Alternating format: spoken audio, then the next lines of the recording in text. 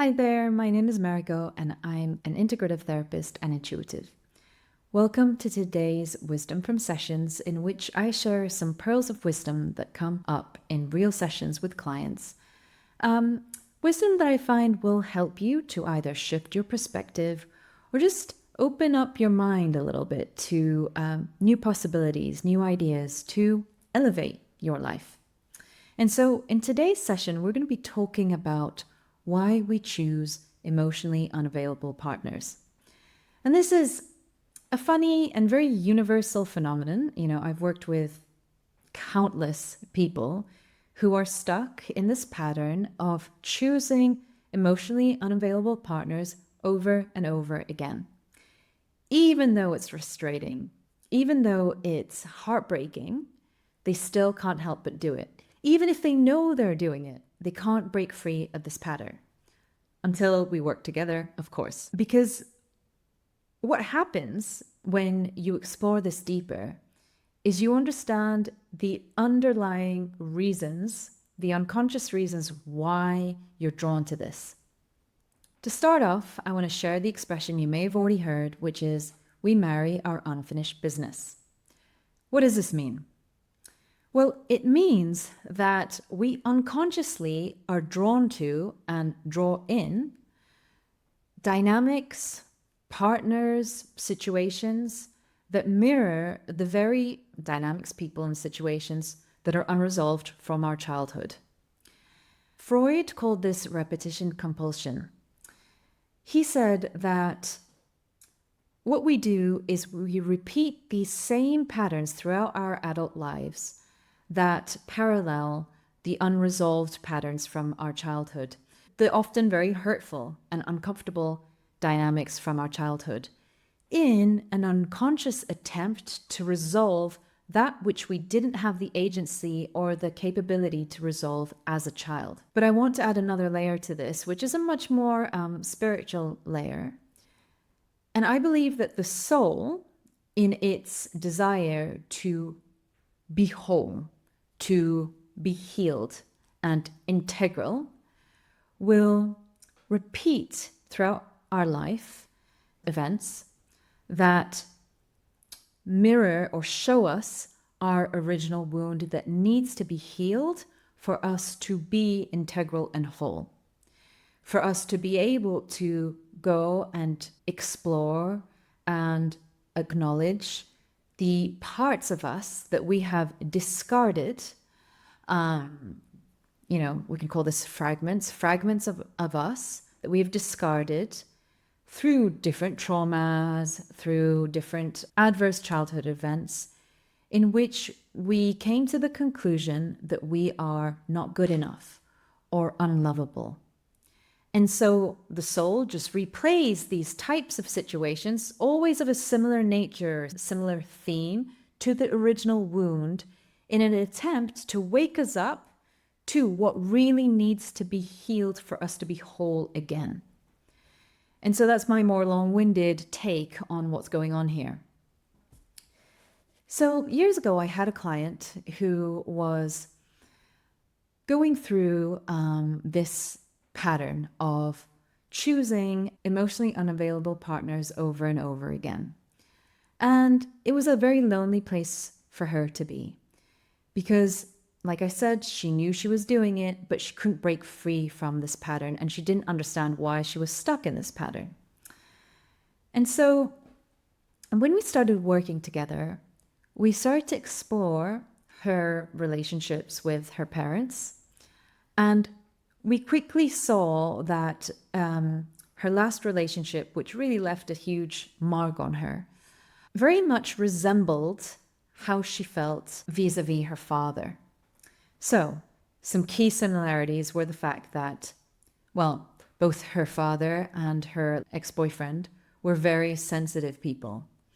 They were highly sensitive, very emotional, yet not very emotionally literate, not capable of talking about their emotions, managing them, and most importantly, staying in connection with her whilst they were going through an intense emotional outburst. And so what this left her feeling like was feeling very lonely in the relationship, feeling like she couldn't add to any more of their burdens. So she felt this need to kind of suppress herself, suppress her needs, not be too expressive. There are other parallels as well with the partner and her father, such as her feeling anxious consistently in the relationships, feeling like she was walking on eggshells, feeling like she had to just be just right in case something bad would happen, in case it might trigger an outburst for them, or it might trigger some kind of disconnection, some kind of conflict. So again, this led her to diminish herself. And it led to this growing sense of anxiety in her relationship with her ex, in which I described it as performance anxiety. It felt like this underlying anxiety that was always there, in which she felt like she always had to just say just the right thing or behave in just the right way in case it would be too much for him. Another similarity was that she felt a lot of compassion and pity for both of these people, both her father and her ex. And so it meant that she was tending towards this dynamic of becoming the rescuer, like swooping in and needing to place their needs above her own so that she could just manage them and their well-being. And in so doing, she was sort of stepping further and further away from herself. It was going towards self-abandonment. One interesting thing about all of her exes, and indeed even her closest friends, were that they were all fascinating, arty, independent people.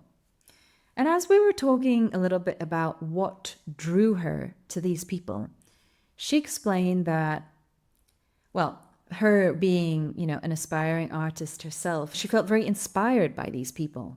She felt that they gave them a better connection to her own art and creativity. And I completely understand that, and I heard that. But it felt to me like there was something deeper going on here. It occurred to me that she was attracted to the people that had this sense of self that was so pronounced. They knew what they wanted. They knew what they were dedicated to. They were driven. They had this connection to something higher and larger than themselves, their art, this sacred connection to their art that I would say is more potent and, spiritual than even a connection that we can have to another human being, because a connection to another human being always comes with risk, with flaws, it's never perfect. Yet one's connection to their art, well, that is something divine, it's something so, it's a sacred endeavor, it's a sacred path.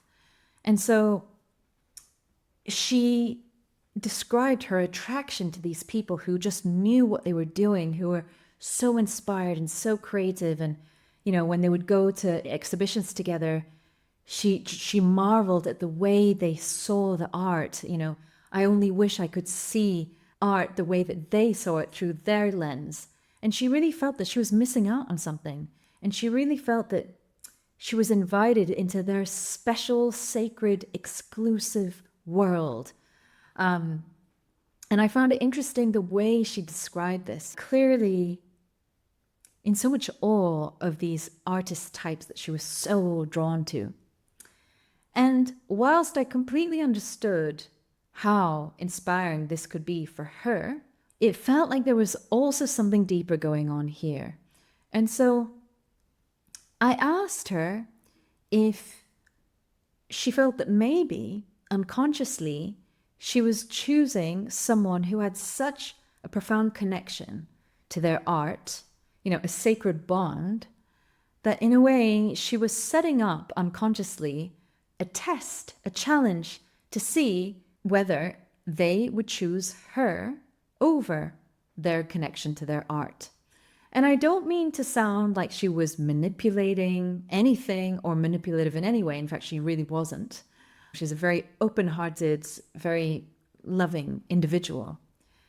But I asked her if there's something about this that resonated. And she said that there was. And so we explored that. So I asked her to connect with the part of her that may be choosing these partners who had this sacred bond to their creative pursuit. And we fell into that. And she said it felt like, yes, there was a part of her who was drawn to that because if she could be let in to their world, if she could be invited in to their sacred world, then it really felt like she was good enough. Then it really felt like she was chosen. And she's been waiting to be and feel chosen her whole life. And what better test than an artist, where if you could be chosen by an artist, wow, you must be really lovable because they really are passionate and so inspired and so connected to their art, right? So then the rest of the session was about getting her to choose herself, to really accept herself in the way in which she wanted to be accepted by these artist types. And even this pattern we traced back to an earlier time. And that earlier time was an adverse childhood event. And it was that when she was 8 years old in school, she was ill for a couple of weeks, so was off school. When she returned back to school, her group of friends just suddenly one day stopped being friends with her. And she was an outsider, an outcast. And she had no explanation and there was no reason why. And suddenly she was completely lost and alone. And so this desire to be accepted, to be let in, was so prominent and also stemmed from that childhood wound and that childhood part of her that was longing to be accepted, to know that she was important, special, worthy of love. So, of course, my work with her encompassed a lot of inner child work and inner child healing. And instead of outsourcing her own sense of self, her own sense of self-worth to others to validate, it was to just bring that all in and begin to establish and build on her own sense of self-worth and self-love and acceptance. And we did this beautifully. And so there were so many parallels between how she felt in her relationship with her father and how she felt in her relationship with her ex. There was the same sense of longing and yearning for something that wasn't there. There was even this sense of grief for a relationship that she wished for, but in reality was not getting. There was also this sense that she was just almost a spectator in the relationship because both her father and her ex were pretty self-absorbed. And so there was just no room for her needs, her feelings, even her expression, her words. And so it was a lonely place for her to be in. So the work for her was really around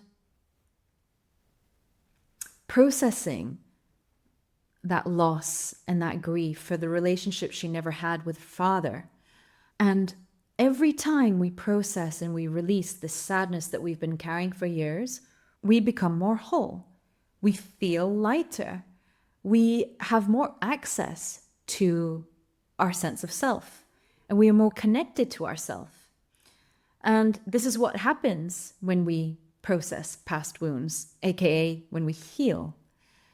By process, I mean when we really feel it. We really feel and then release it. Usually this is somatically, through tears or through breath or through movement. But there is definitely a need for a release in the body as well as an understanding and a peace, a clarity in the mind. Both go hand in hand. And by the end of one pivotal session with this client, we even got to a place where that kind of admiration for these artist types that she found so attractive, even that started to diminish. And she had a shift in her perspective and her feelings around this. In fact, she was able to say that she realized she had her own interesting inner world to share with them. And it wasn't so much about them inviting her into their world, but that both of them had these fascinating inner worlds to share and explore together. And that what was most important for her was to first explore and cultivate her own special realms before looking for that in somebody else. She said something so beautiful, which was something along the lines of, I'm going to create my own fascinating inner realms before looking for that in somebody else. And this marked a beautiful shift within herself, where instead of looking for that elsewhere, externally, looking for someone else to invite her into their inner world to prove to her that she was interesting, lovable enough, that she could actually create her own inner world to be fascinated by, to feel inspired by. And it was very moving to witness that pivot, that transformation in her. So to close, I want to leave you with a few questions. If you are somebody who keeps choosing emotionally unavailable partners, what parallels can you see in your relationship with your partners that you can see with your relationships with your parents? So you should look at your relationship with your mother and your relationship with your father separately. And if you didn't have a relationship with one of your parents, well, that also says a lot. You know, it kind of shows that, well, there was one person missing. And maybe that also has quite an influence on the way you keep choosing emotionally unavailable partners. And I'm wondering what beliefs are wrapped up in that. Beliefs such as, well, I will always be abandoned, or a healthy, loving, safe relationship doesn't really exist for me. You know, they're always fleeting. Question number 2. What might you be doing within these relationships with emotionally unavailable partners that allows them to continue behaving in the way that they do? And question number 3. What beliefs may you be holding, conscious or unconsciously, about relationships and about yourself within them? For example, I will always be abandoned. Healthy, loving relationships are just a myth. People always find me boring in the end. I don't know. So, thank you for tuning in. As always, if you like this video, or if you know anyone else who might be struggling in this pattern of choosing emotionally unavailable partners, then do pass this on to them. Do like and subscribe. It helps so much. I'm sending you a lot of love for the week ahead, and see you next time.